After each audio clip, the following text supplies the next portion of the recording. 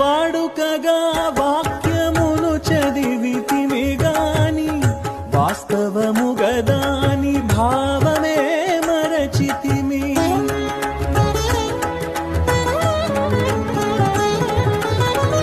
వాడుకగా వాక్యమును చదివితిమి గాని వాస్తవముగదాని భావమే మరచితిమి.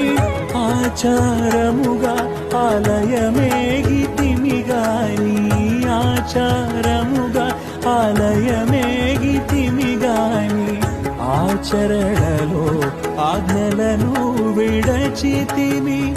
ఆచరణలో ఆజ్ఞలను విడచితిమి. తుదకు వాక్యము నీవని ఎరిగితిమి. నీ ఆలయముగా మేము మారితిమి. యేసు అంజలి